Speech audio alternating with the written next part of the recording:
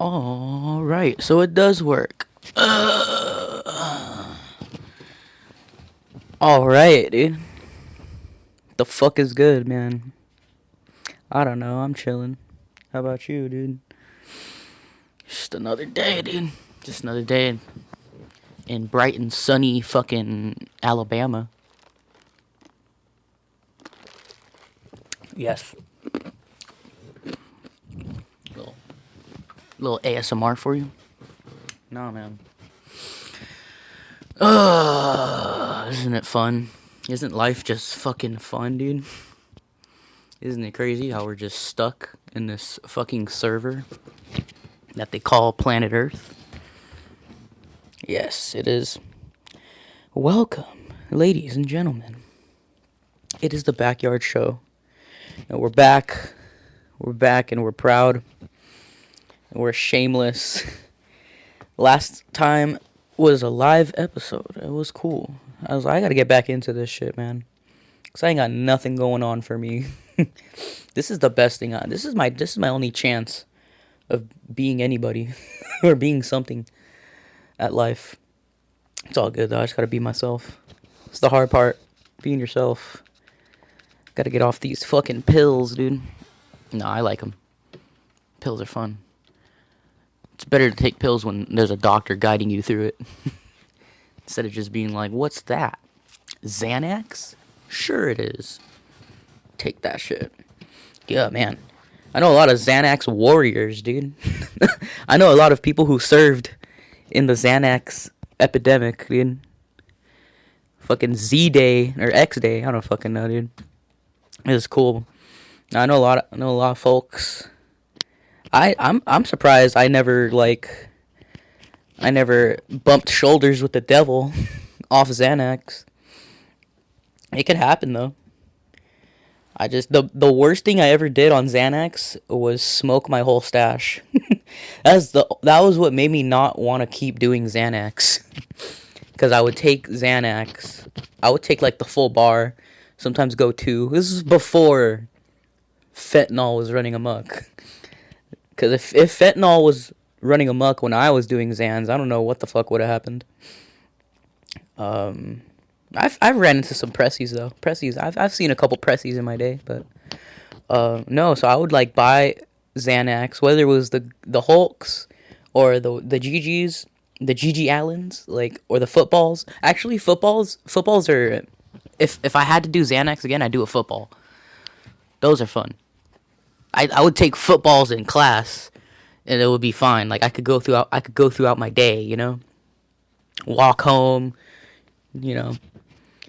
But there's one time I remember I took it was either 2 GGs or 2 Hulks, but I was in my basement, and I remember being, you know, conscious. But then, like, you know, I had the old school dab rig, the dome, the nail, you know what I mean. Only the real ones know. So, I would have my rig out. Yeah, I had it all going. I think I even packed some Xanax in some weed. It might have been a separate night. That was, you know, when you're young, you think, oh, dude, I gotta snort this and smoke it so it kicks in twice as fast. Yeah. It's a good thing I'm not like that anymore. But, so I took a bunch of Xanax. I had my wax, my weed. I had just hit the Connoisseurs Club. That's an old school valley. See, it feels old school. It was probably like, 5 years ago, 6 years ago? Definitely 6 years ago, actually. So, all I remember was I woke up. It was the next day. The sun is up. And my rig is broken. There's water and glass everywhere. I think I had bought 4 grams. I want to say it was 4 grams. And it was gone. The same day. The wax, I think maybe I had like, no, not even like, it was like, maybe the weed, I had like a tiny, like half a bowl left of weed. But then I looked at my wax, completely gone. The whole gram. I was like, what the fuck? Who smoked all my shit last night? Me? It was literally me. I was the only one there. And that was when I was like, okay, Xanax isn't fun. I don't see the fun in this anymore. Because at first you're just like, oh, this is cool. I don't feel anything. You pass out a little bit. You're like, yeah, this is cool. But like once you're like blacked out, I'd rather be blacked out on alcohol. I don't know. Maybe people are indifferent, but that wasn't the worst time. I think I ended up doing it again, like during COVID, maybe like 2021 probably. I took a Xanax. I took a full Hulk, and I don't know. Maybe I popped like a half after that, but I remember driving somebody home, and they only lived like a block or two away. It was fine. In reality, it was like probably like a good like 0.8 miles away, but I took them home safely. They got out the car, and then I remember leaving his house. Well, leaving the alley. That would have been crazy if I actually went inside their house. Pause. I remember leaving the alley, and then probably like 5 seconds passed by. I blacked out and I woke up at a Jack in the Box drive-thru. Already like I already ordered. Like I'm already like about to go pay the guy. And then my friends call me because, you know, I had just left them and they were expecting me back, obviously. And they're like, yo, where are you? And I'm like, oh, I'm at the drive-thru. You want anything? They're like, what the fuck? You're at the drive-thru? Yeah, fucking, yeah. Like, what is there to misinterpret about that? And they're like, nah, we're good. Just making sure you're okay. Like, they probably thought I fucking T-boned myself or something. I got T-boned or some shit. Me, I'm just fucking minding my own business in the Jack in the Box drive-thru. So I get my food, and then you know how you're leaving the drive-thru, you gotta like make a left or a right. I had to make a left turn, so I look left and I look right, and then by the time I'm like turning, I black out again, and I wake up at the McDonald's drive-thru. I think this was back when McDonald's was doing like breakfast all day, so I remember I think I bought an egg McMuffin. It had to have been like 12 in the morning or 2 in the morning maybe. I remember this vividly. This isn't... I know I was blacked out, but I remember eating an egg McMuffin. You remember something like that. You would remember, like, I was eating an egg McMuffin in a fucking RV at like 3 in the morning. That's a fun origin story right there. But no, so I wake up in the McDonald's drive-thru, and then they call me again. And like, dude, where are you? I'm like, oh, I'm at McDonald's, dude. What do you want? And I was like, I'm gonna get you a McMuffin. Dude, I got you. And so I get the food, and I'm legit again, same predicament. I'm leaving the drive-thru, and I look left, and I look right. I look left again, and I blacked out, and I wake up in the RV, which was like the kick it spot at the time. And I was face fucking this McMuffin. I don't remember parking the car. I don't remember leaving the car. I don't even remember getting into the RV. I'm just devouring this egg McMuffin at like 2 in the morning. And my friends are looking at, usually my friends, like, they did some fucking weird shit when they're drunk or high. But they're looking at me like I'm some fucking alien that like crash landed, and I'm just eating a McMuffin in front of them, like nothing happened at all. They're just like, what the fuck? And then I remember eating this McMuffin, and then maybe like half an hour goes by, and it's the morning, and I wake up, and I'm in my bed, and I'm like, yo, I don't even remember walking through the front door. It was just boom, boom, boom. These like 5 scenes. And then I wake up in the morning. And then I go back outside. My friends, I'm like, yo, how did I get inside last night? They're like, bruh, you parallel parked your car we were looking for you. You dropped the homie off. And we called you, and you're like, I'm at the drive-thru. Like, what the fuck? Then you were like, you want anything? We're like, nah. And then some time passes by, and you're still not here. So like, yo, where are you? Like, yo, I'm at McDonald's. So like, all of that checks out. I remember that, obviously. And then then like, yeah, you fucking parked your car. You walked into the RV, and you started munching out. And then you were like falling asleep. So fucking the homie walked you to your house. Like, he walked you to the front door and everything. And then you got inside and you just went to bed, and we're just like, I'm like, that's crazy. I parallel parked my car because like I had a long ass car, and I wasn't, I mean, I'm okay at driving. I was just baffled. Like, okay, I thought maybe, well, maybe my front tire's sticking out, maybe my fucking back is sticking out too much. No, I was perfectly parallel parked in between two cars. Well, in between an RV and another car. So I'm like, this is not a good look on Xanax, because I don't think anybody could, because I've heard stories where my friends, like, they pop a bar, they get in the car, they wake up, and they're fucking head first into a telephone pole. Like, yo, okay, like, I never had that experience. Like, I'm glad I never had that experience. I'm glad I went to the drive-thru twice. And fucking, that was a better experience than I could imagine. But yeah, don't do drugs. Don't. If you listen to this and you're like, I'm gonna do some Xanax and go for a spin, like, I wouldn't do it. I wouldn't wish that upon my worst enemy. But yeah, dude, that's a positive drug story. It's hard to come up with positive drug stories. I wouldn't say it's a complete win, but I mean, my car didn't get totaled.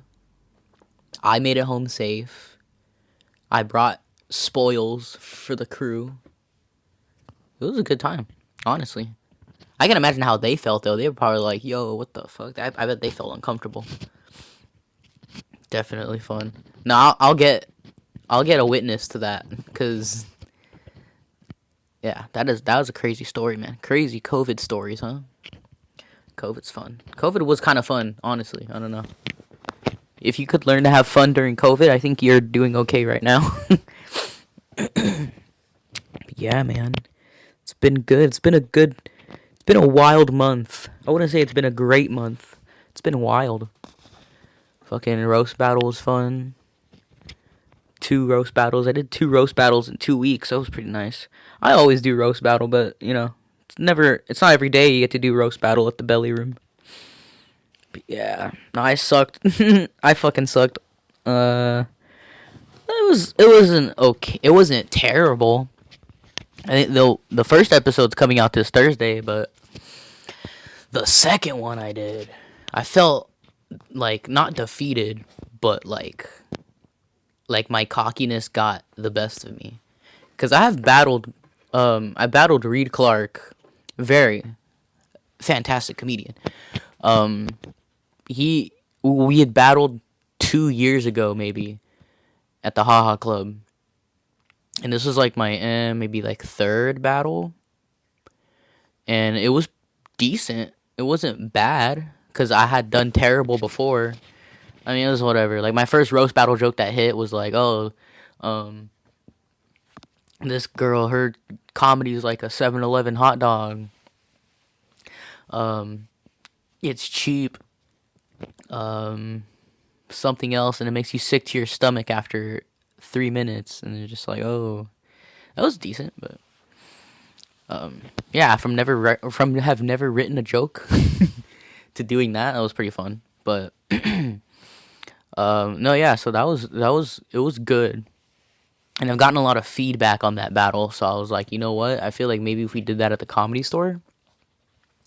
Now, since I've like learned how to write jokes and I can deliver jokes better, and I thought, I was like, you know what? I think I should have won this battle, because obviously he won. He won both of them. But it was like kind of based off of swagger and cadence, I guess. Cadence is the right word.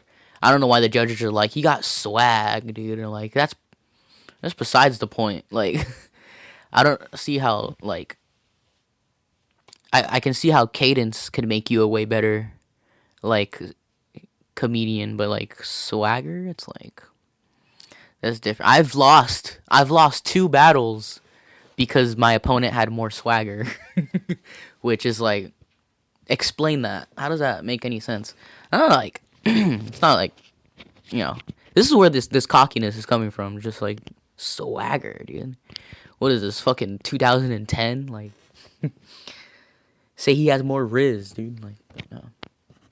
It was fun though. That's the thing. Like, when you battle somebody that you're fond of, you can never lose, dude. You never lose. If you battle somebody that doesn't like you, obviously you're gonna win because they don't, the vibe, the energy doesn't, like, they actually hate you. It's like, no, yeah. As long as you stay in the pocket and, like, just throw your jokes out, like, time them out right. Hell yeah.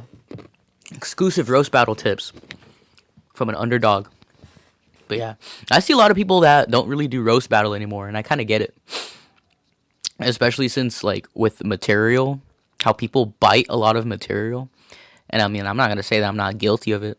I know for a fact I've used some jokes where I think somebody else has used it before.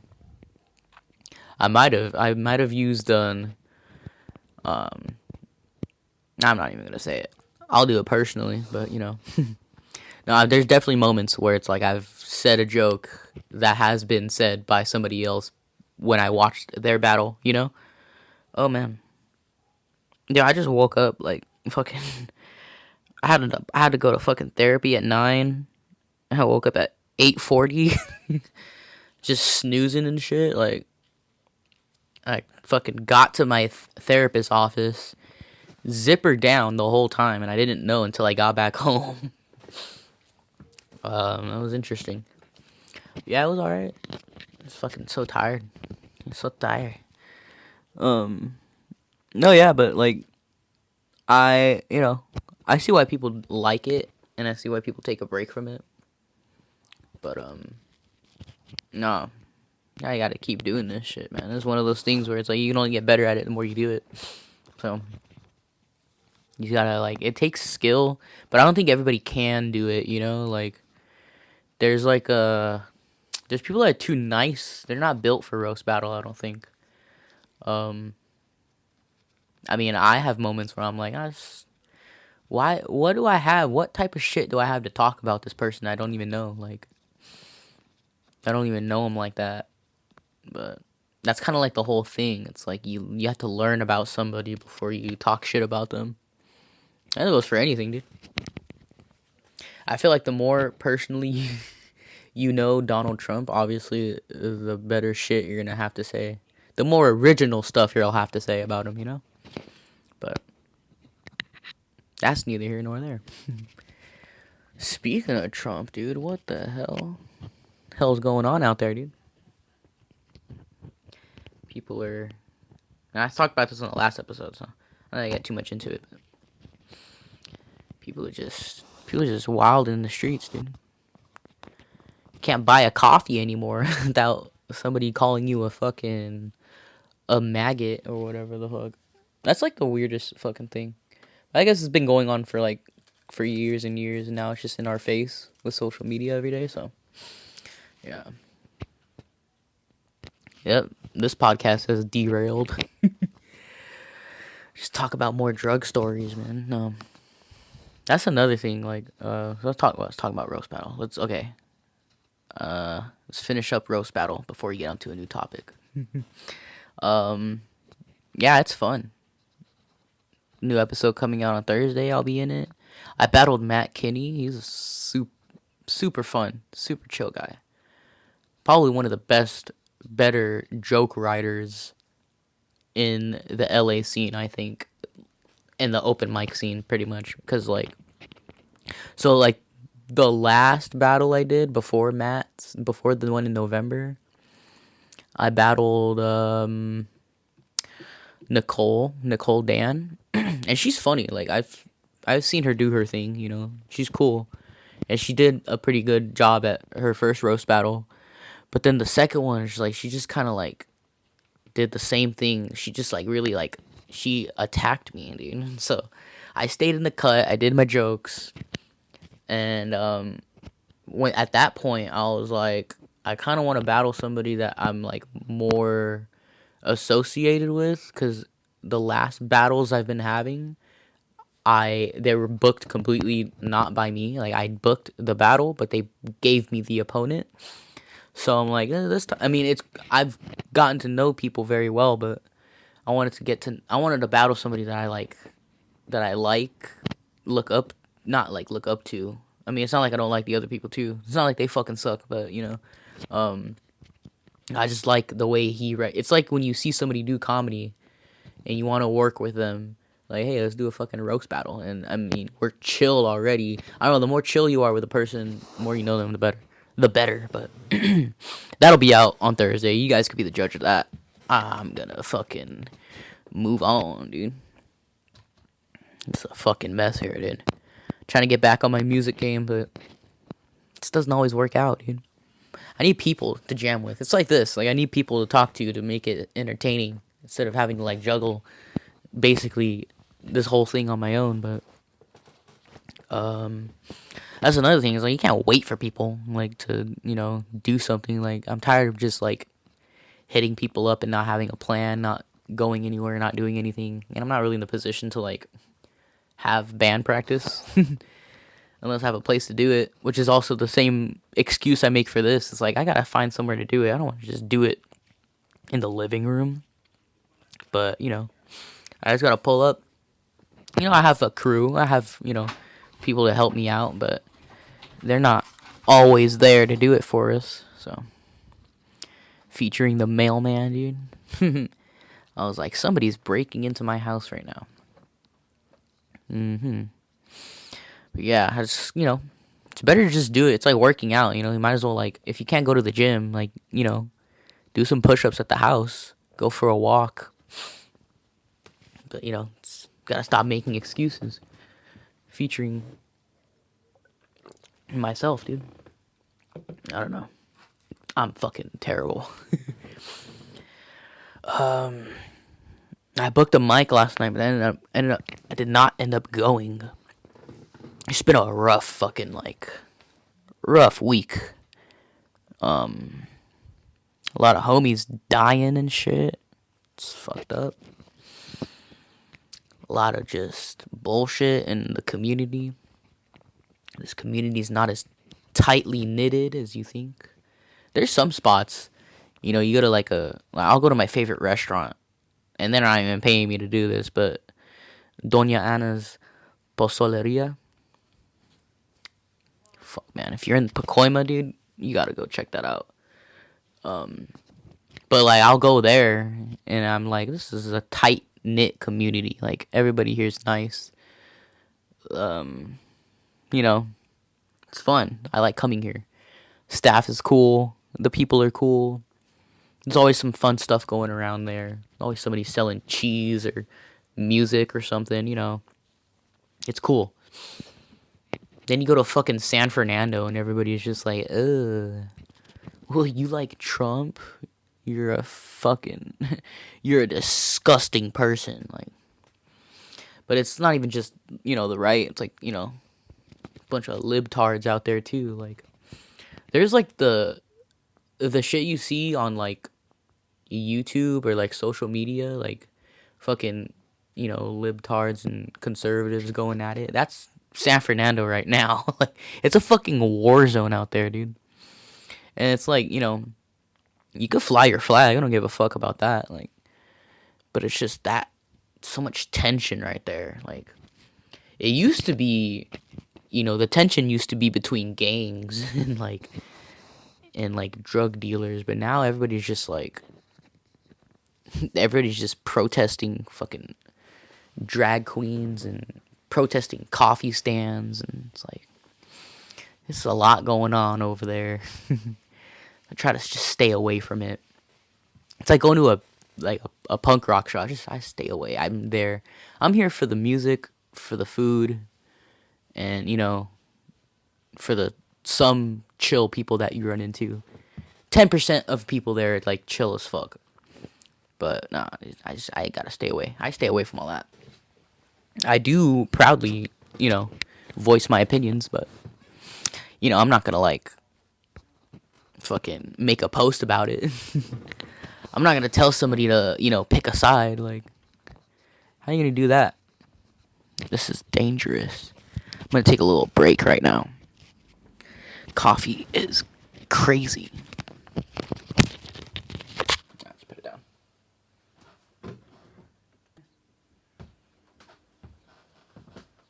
Hold up. Let's be smart about this.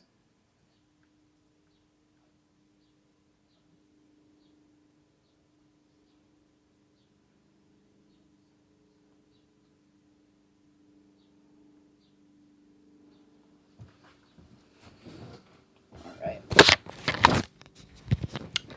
Piss break has commenced. Or finished, I guess. I don't know.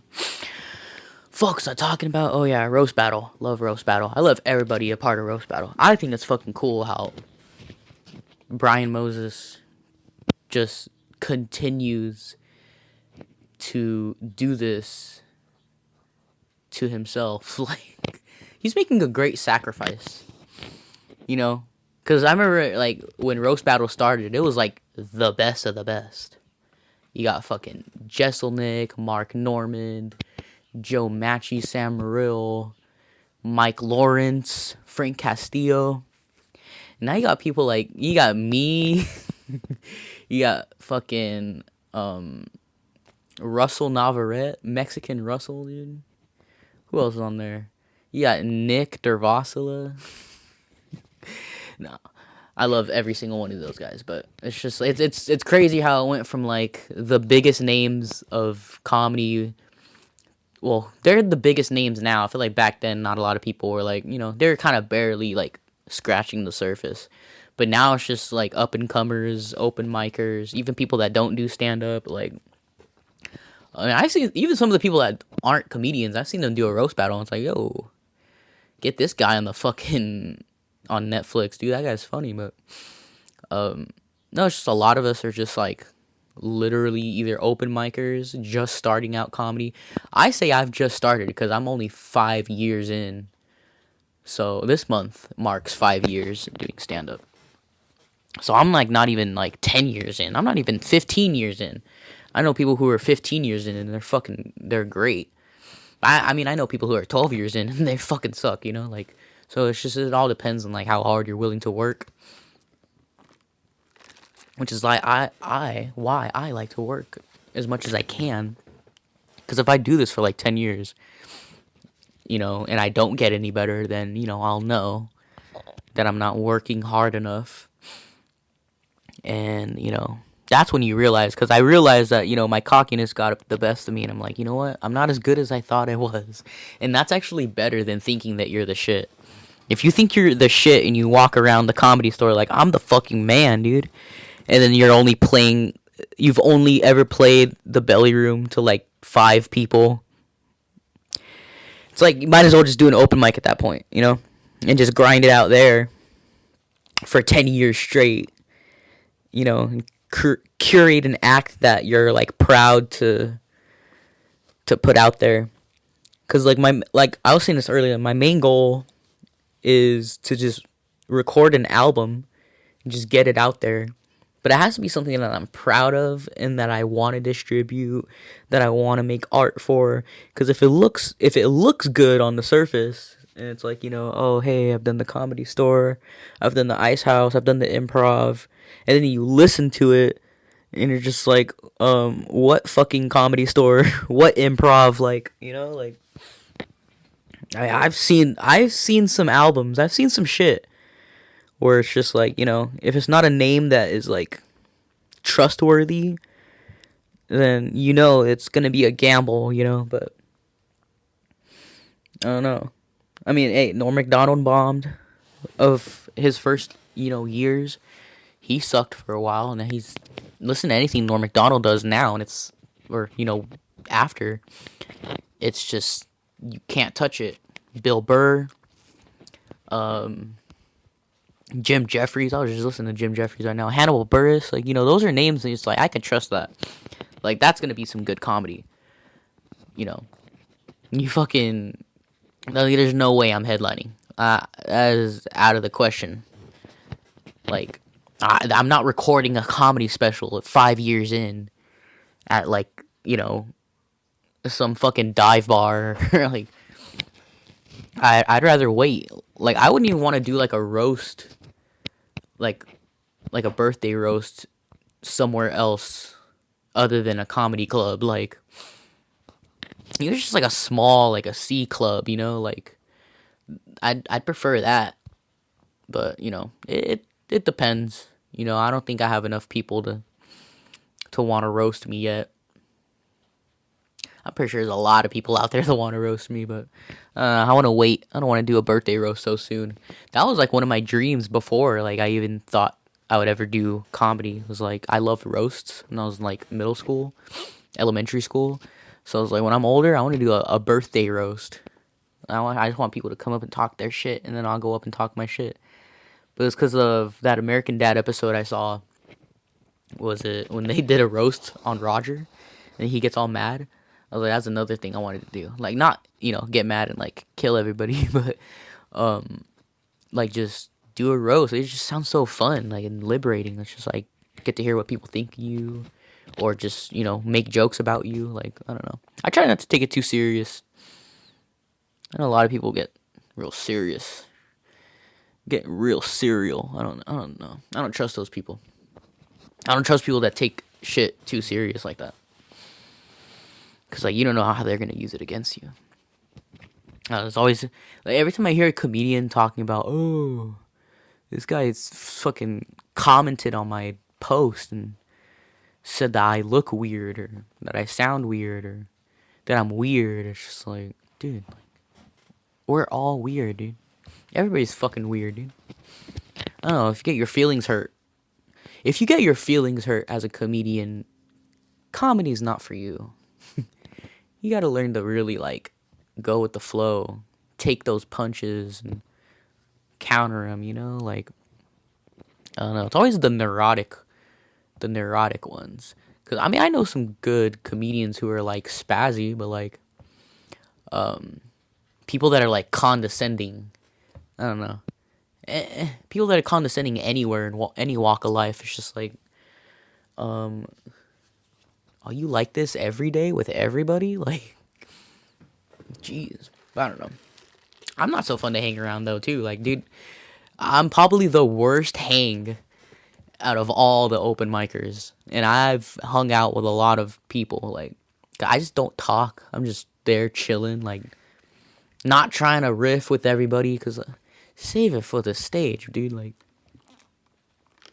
I see a lot of people that they're funny off stage.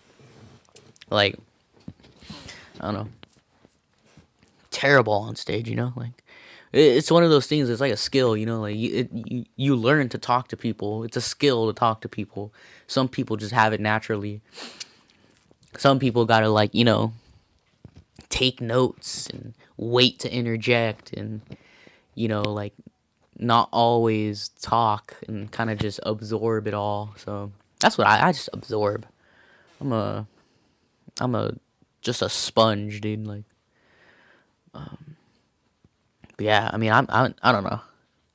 I'm a terrible hang until once you start getting, like, I don't know. If we do mushrooms together, you're gonna see that I like to have fun, dude. It's like, it's a social thing. I don't know. Like, I can't, like, it might just be I'm severely autistic, or I'm just like, hey, I just like to hang out, dude. Like, I'll talk when I'm with the homies, and like, I can bounce off of them and shit. But it's like, a lot of us, a lot of people in the scene aren't really your friends. It's another thing I've been trying to, like, Jesus. It's another thing I've been trying to, like, realize, like, a lot of us are just here to do stand-up.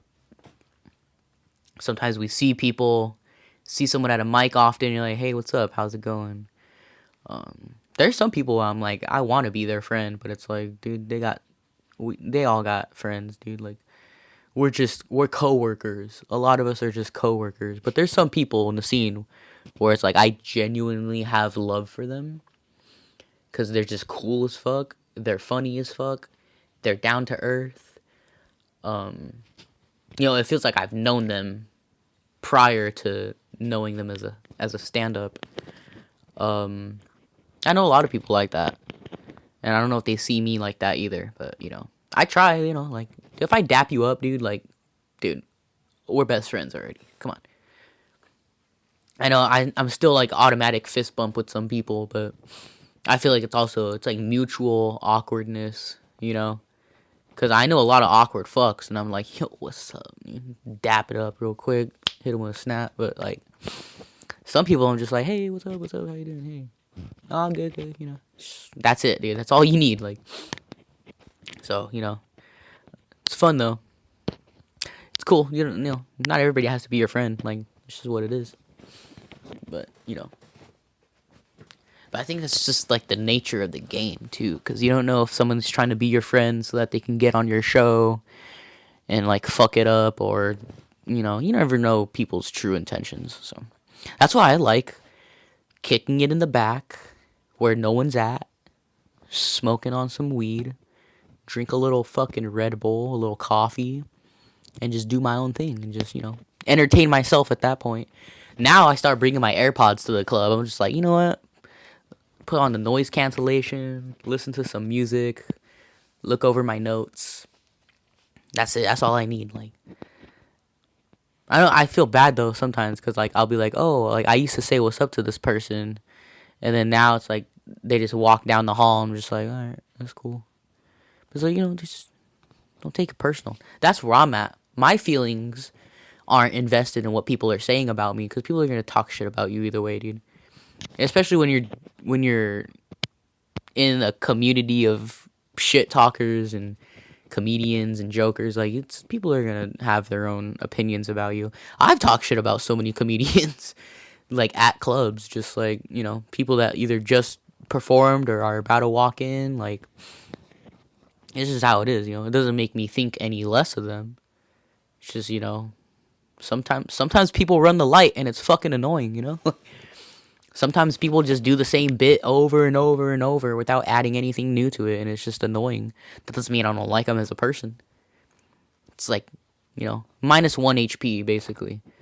So, it's once you start to like, feel like stealing money from a club, talking shit about the club, talking shit about everybody else but yourself, like, I don't know. There's certain things where it's just like, I don't like you as a person. But it takes a lot to not like somebody as a person. But even people that are like notorious in the scene for like being a jackass or fucking assaulting people, I mean, I've said what's up to them prior to knowing what they've done as a person, but it's like everybody's fucked up, dude. Everybody's got some shit. But yeah, dude.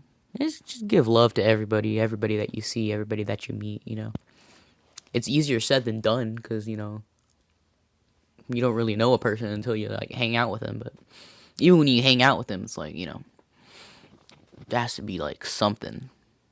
Where there's just, like, yeah, friendship. This episode of the Backyard Show is brought to you by friendship, dude. Just make friends. Just be cool. Even if somebody doesn't like you, if somebody calls you a fascist, like, just be friends with them. Shake their hand, even though they don't want to shake your hand. Like, because people got shit that they gotta sort out themselves. People just need therapy. I think the world just needs to go to therapy. It should be mandatory. See, if I was Mom Donnie, you know what I would do? Free weed and free therapy. That's all you need. Really, I mean, hey. See, every time I get political, I'm just like, ugh, this is disgusting. Nobody wants to watch this shit. No one wants to listen to this. Yeah. I don't know. I'm thinking about starting like a debate channel. Or maybe just like a debate like series on this channel, Just keep it all. This is going to be a network of shit.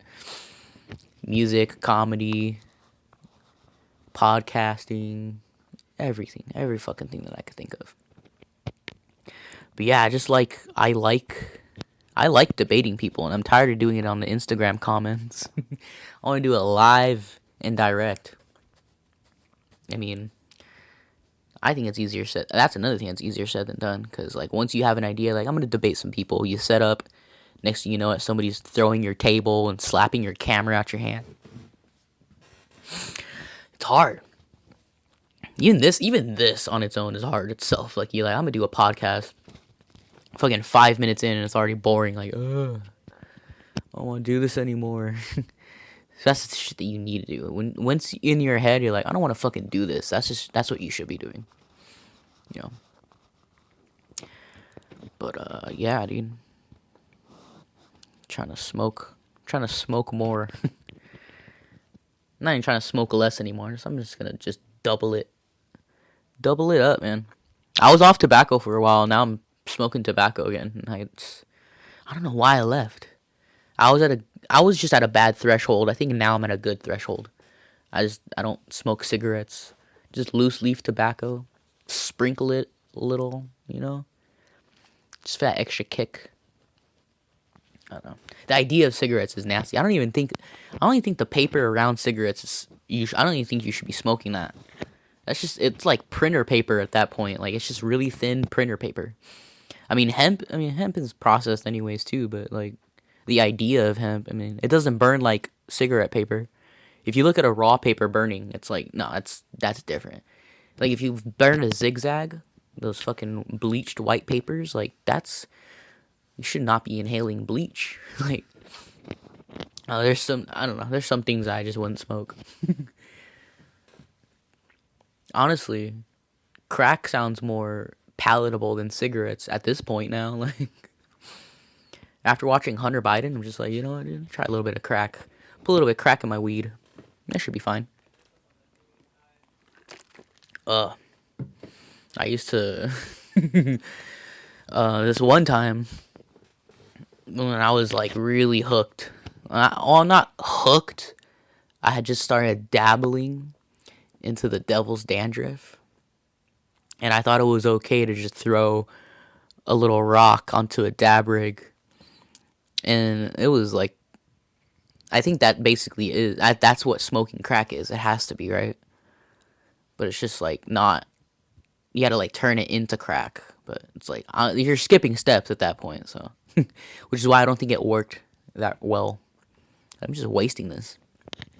I can't wait for my parents to find this fucking channel, dude. So fun, man. That was another thing. Oh my god. I used to grow weed on this channel. So before this channel was conceived for its true purpose, I used to just upload stupid YouTube videos. Like in high school though too. Not even, back in elementary school, I would post shit on here. I shouldn't have said that because now, I mean, eventually somebody's gonna go digging, find my old videos. I know a couple people have done that already. So it's just like, yo, dude, you're a stalker. Man, I don't even talk to those people anymore. They don't talk to me, but you know, that's cool. They're busy. They got lives to live. I got a life to live too. She's like, who needs friends when you got a fucking career, dude? Said no one ever. I don't know. Just having fun, man. I'm having fun doing comedy. I think if you're not having fun, that's when you know that it's not for you. Because, I mean, even if you're, like, complaining about it, like, I don't see what the problem is about complaining about things. Because it's like, the people that complain about people complaining about comedy, like, they have it good. Because, you know, people who are, like, still in the dive bar scene, at the open mic scene, we complain a lot. But that doesn't get us anywhere, obviously. But it's like, we have the right to complain about shit. Because bigger comedians complain about shit all the fucking time. Club owners complain about shit all the fucking time. Even people who aren't comedians are going to complain about shit. Like, Mark Maron is going to complain about what he thinks is, you know. And I'm not saying I'm not going to jump on the hate Mark Maron train. Like, I fucking love Mark Maron. He's probably one of the best comedians in LA right now. I ran into him once at the Comedy Store, and I was so scared to say anything to him because I just like, he's he's been here. He's seen a lot. He's seen all the hacks. He's seen all the greats. He's seen about all of it almost. He's lived a fucking crazy life.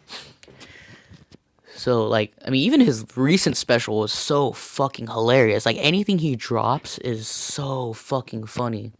Even the bit with Theo Vaughn, like I think that like if you get your feelings hurt about that, like get over it. Like that's a funny joke. That's really funny. Getting Hitler on your podcast, like I mean, I'm not saying that Trump is Hitler, but it's like, obviously that's the narrative on the left. But that's fucking funny. Like that's hilarious. That is a good joke. And for everybody else to be like, "Oh, like you can't say look what it did to Theo." Like I'm sure that would have happened to him anyways. Like he's recording a new special.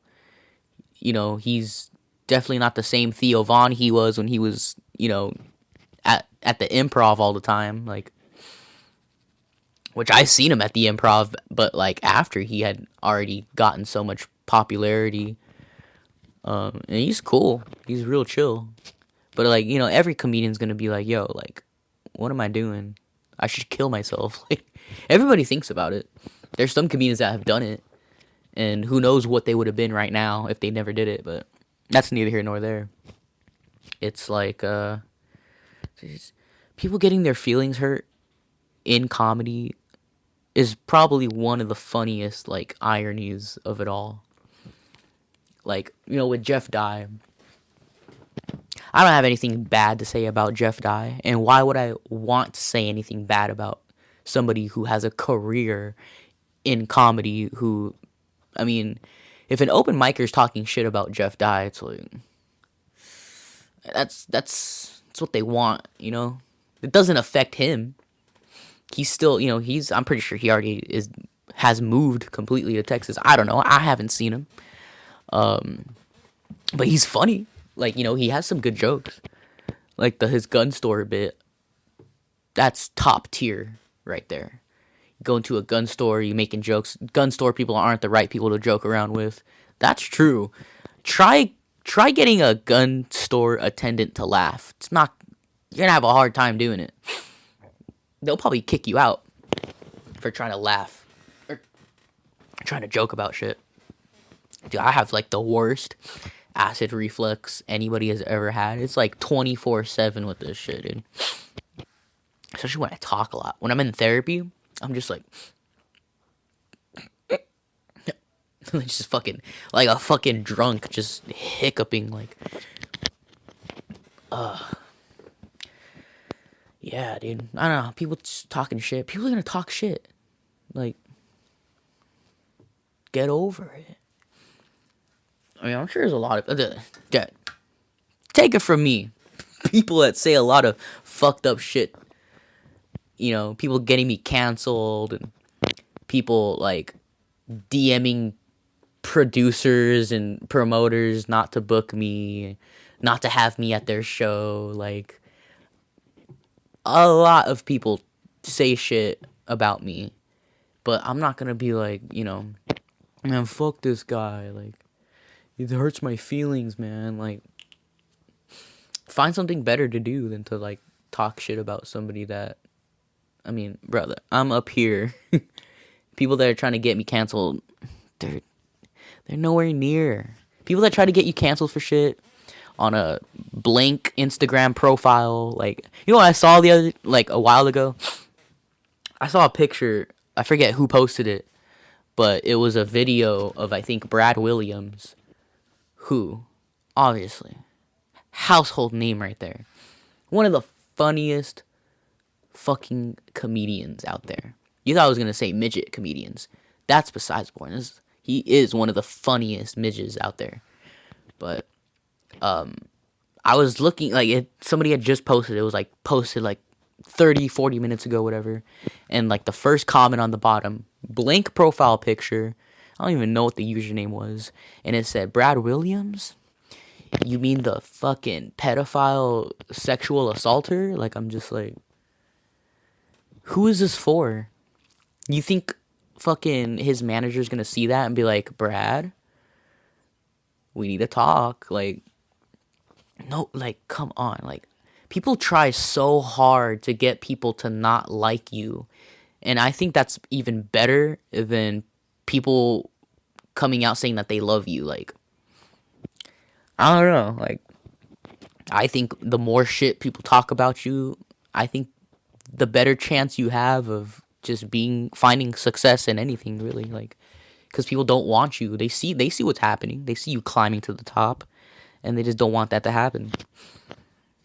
You know, I've been kicked off of so much shit just for what people say about me, and I'm just like, all right, I'll just book twice as more shows than I'm getting kicked off of, and I'll be fine. Like, you know, even if I get out there, like, let's say, best case, I get a manager and I get a Hulu gig or some shit, like, at that point, it's like, if somebody does say something, it's gonna bring a little bit more traction, obviously. Like Shane Gillis got on SNL, all of a sudden he's getting fired, same day. Like, you get to a point where it's like you're not at your peak, but other people see it as, oh, this is it for him, like. But I don't even like thinking about that shit, dude, because I know where I'm headed. It's back to the belly room. Back to the belly room with me. Fuck. Ah, it's fun. I like it. I love it. I encourage it. I think the more shit you talk about a person, the better. But what's the point in it? Like, what is there to achieve at that point? Like, I have negative experiences with a lot of musicians, comedians. I'm not out here, like, telling people to not book this person because this guy didn't want to get off stage and fucking I had, like, 3 minutes to perform or some shit. Or I don't care. It's just how it is out here, Like, that's the business. It's entertainment. It's no business like show business. It's not meant for everybody. You either got it or you don't. You either tolerate it or you don't. It's real shit, man. It's real shit. Like, I don't know. People will legit dig through everything just to find something to give them the advantage to make,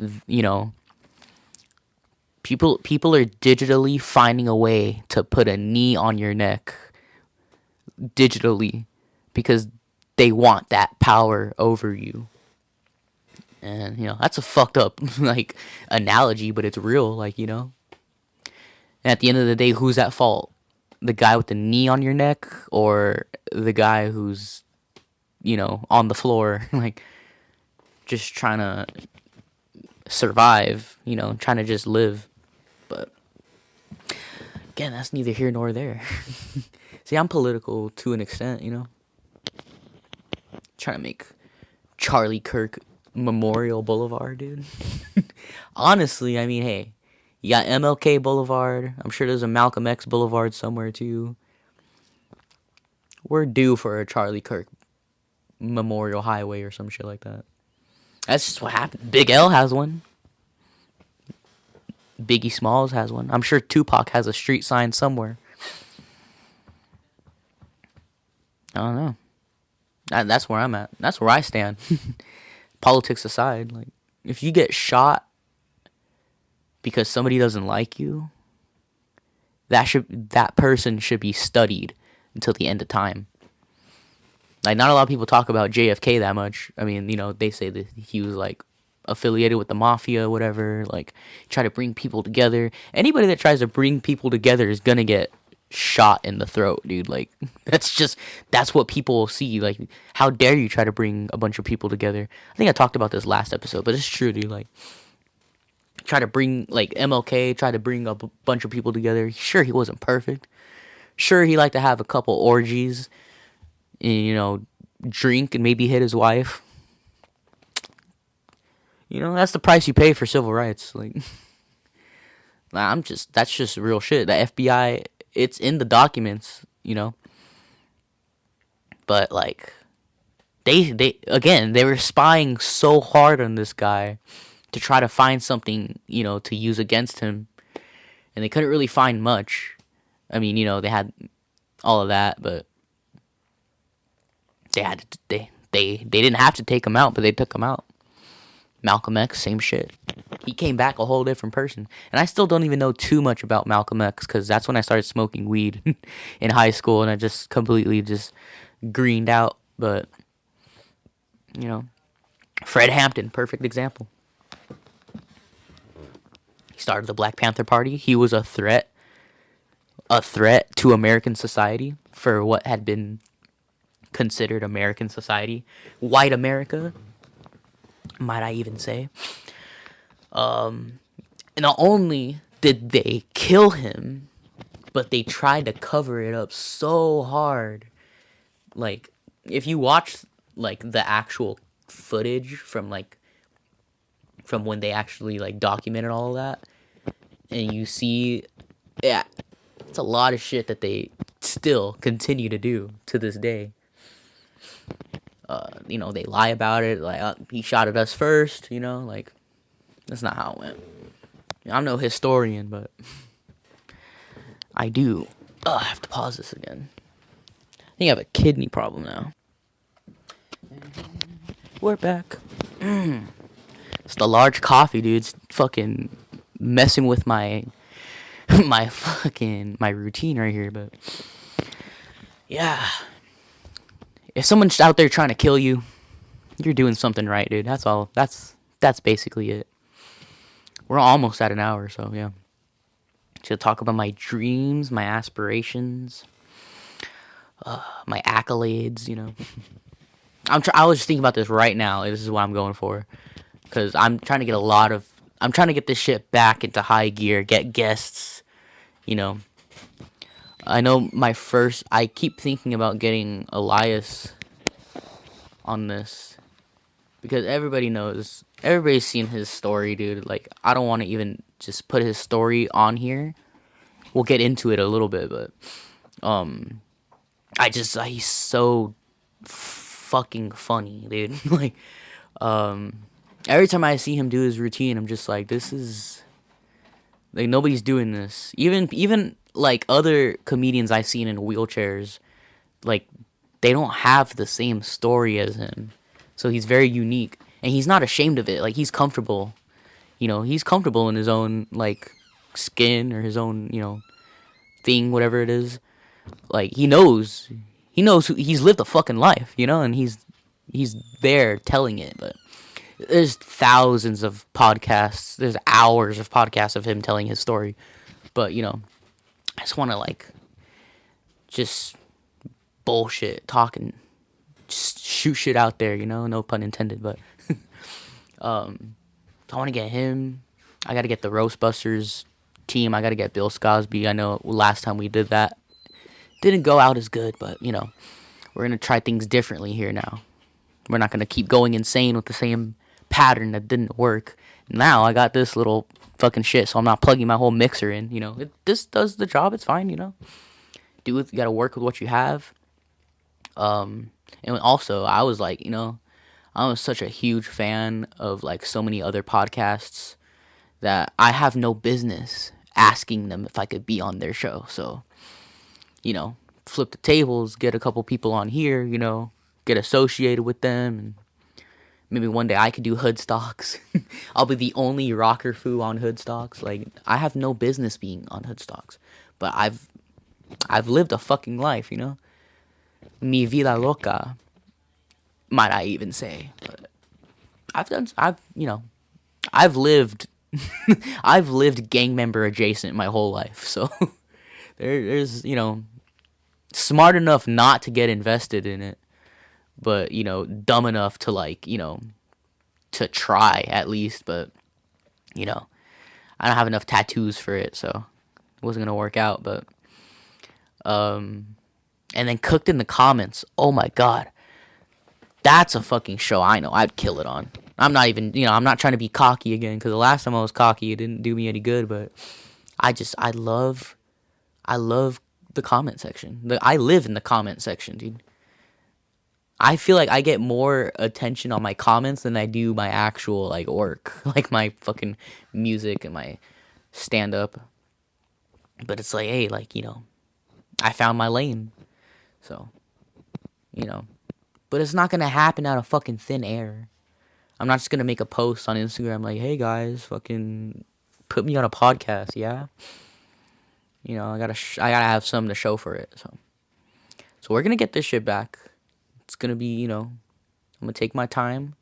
One thing that inspired me was hearing Shane Gillis be like, he's like, start a podcast and just upload whenever you fucking feel like it. Like you don't have to do it like a weekly thing. I mean, at that point, there's a lot of competition, so it's like if you make it like once a month, people that really like you be like, oh shit, it's that time of the month again. Like, it's time for the backyard show to talk about drugs and music and talk shit about people. But hey, that's what people want, dude. Just gotta find it. You gotta find your lane. I'm trying to get more into skits too. I've been lucky to, work with Arturo Vaca. He's really dope. He's another comedian where it's like, I'm nowhere near his level, but I aspire to be. And, but in my own way, So, like, he's cool. He's dope as fuck. Yeah, check out Arturo Vaca. Check out Elias Cepeda. Check out Lucky from Hoodstocks. Check out Roastbusters. Yeah, it's just, I have more of a tight-knit community in the stand-up community than I do my own fucking neighborhood. So it's like, But then again, nobody from San Fernando is out here doing stand-up comedy. So, I mean, there's a lot of people that think like him, just on stage, like, my vagina, my liberal vagina, my conservative parents. It's so hard. It's hard. Everything about it is hard. Yeah, man. Hollywood comedy's been going fucking great. Been doing some shows there. Been hosting often. If you're ever in Hollywood on Melrose and Vine, come to the Hollywood Comedy so you can find me and all of our little degenerate friends just talking that shit. Everybody there has been fantastic. I have not had a problem ever working there or, once in a while you get a fucking neurotic open micer that thinks that they're the shit and that they deserve stage time. But just like everybody else, buddy, you gotta fucking sign up, pay the toll, and keep going, because nobody's gonna fucking just pick you and be like, yo, you want to do fucking 7 minutes at the Laugh Factory? Like, that's not how it works, dude. You gotta have a career, you gotta hang out, you gotta be around. Which is like, that's the business, that's the work, that's the hustle, that's the grind. Just hanging out. It's hard to hang out, being an autistic man, but so I'm saying, just, if you're autistic and you see me at the Comedy Store, dude, let's talk fucking dinosaurs, bro. Like, come on, let's do something. Let's talk Iron Maiden. Like, that's another honorable shout out. Fucking, as a comedian, nobody's paying me to shout them out, guys. I do it out the love. I do it from the, from my heart. Jake Bassey's out there fucking killing it, and it's like, you can't talk shit about somebody who's hustling. You can't talk shit about somebody who's on the grind. No matter who they are, what they do, you can, but it's not going to get you anywhere. Like, it's not going to get you on that main stage. Like, why is this guy? Because he fucking works, because he hustles, because he grinds, because he's there every day, every night, 24/7, And if they're not here in LA doing stand-up, they're in fucking Nebraska or fucking Connecticut. Like, that's what it takes to fucking be on, somebody's radar. Which, I feel like with Roast Battle, I've gotten on a decent amount of people's radars, but, I'm not as good as, like, DeHerm or, Angie Stroud or, there's so many fucking good roast battlers out there. Nate Welch. Liz Hader. Like, there's so many people out there who are like fucking just quick at writing shit. And I don't even think like jokes on roast battle. Maybe I've done like 2 or 3 or like actual like set up punchline jokes that made sense. But like I heard what Kenny Lyons said about me, and I'm like, you know what? I appreciate that. I like that shit. Most people will be like, fuck you. Like, you know what it is? The hacks get mad. If you call out a hack and say that they're a hack, and you tell them how they're a hack, and they're like, fuck you, I'll fight you right now. Like, okay, you just admitted to being a hack. I know a lot of people who are just like, they'd rather throw hands than to throw jokes. Like, brother, go get a million hits on a video that has nothing to do with stand up, And you see them on stage and like how like just self-loathing they are. It's just like, that makes sense, dude. You got a lot of therapy to do. But some people find their way. I've seen a lot of people who just, I've seen a lot of people eat shit and then they make a video on Instagram that goes viral and it's pretty funny. And then they go on stage and it's like they found something, and they're using it, or they don't. But that's cool too. It's just it's hard. It's hard out there. You gotta want it. You gotta really fucking work for it. Like fucking Jerry Seinfeld was just on We Might Be Drunk. Like, that's somebody that people look up to. That's like if I look up to like, that's like me getting Gabriel Iglesias on this podcast. Like, which gotta get a bigger couch, but other than that, like, that's not gonna happen for a long time. Yeah, I barely know Felipe Esparza. Like, if I don't even know Felipe Esparza, how am I ever gonna get to know Gabriel Iglesias? Even though they don't fucking talk to each other anymore, it's the same level. Oh, fucking rest in peace, Jeff Garcia. Just saw that too. Oh my god, I saw that. I thought it was a joke. Cause like, not to quote Norm, but I didn't even know he was sick. Like, I ran into him at the Ice House, I'd say 2023. He popped in, not to do a set. Like, I was, leaving work, and he was like there. I was like, oh shit, it's fucking Jeff Garcia, dude. And he's so cool, such a cool guy. I don't remember if his son was with him that night, but I think he was there with his wife. I finished up the night. I was leaving, and I'm walking to my car, and also walking to his car, Jeff Garcia.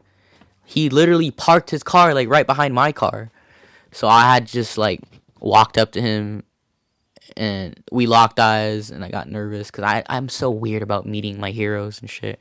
It's rare when I see somebody that I look up to and I say, hey, I'm a big fan, love your work, let's get a picture. Because obviously that's what they hear every fucking day. So it's just like, I don't know.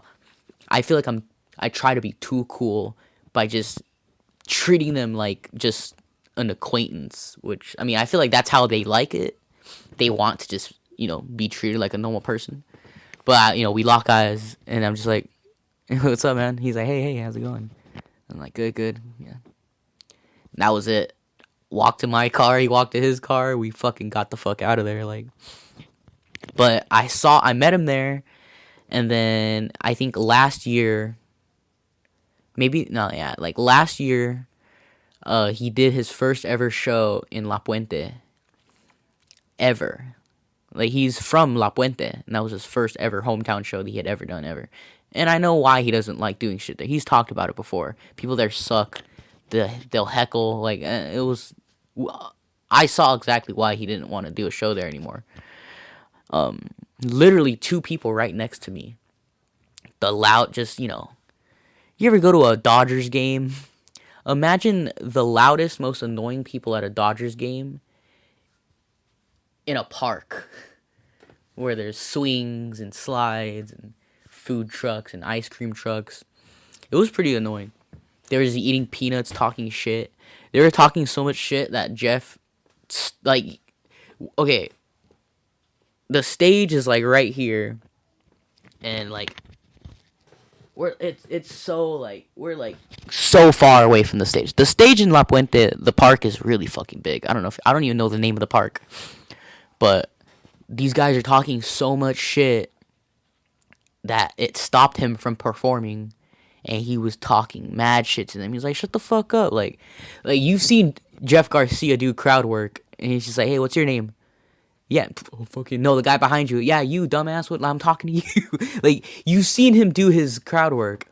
It's like he was doing his crowd work, but he fucking meant it, because it was just these two guys just talking shit, fucking throwing peanuts everywhere. Like he was just like, "Yeah, fuck you guys. You just have nothing better to do. Like you just talk shit. That's all you do. Talk shit." Like he annihilated those guys. Honestly, like he really tried to shut them the fuck up. But the police. It's always funny when there's a public comedy show and the police have to come and kick somebody out. And so they came up. They're like, "Hey guys, you got to get out of here." They're like, "You're disrupting the show," And then there's these fucking tortas behind us like, "Hey, you can't.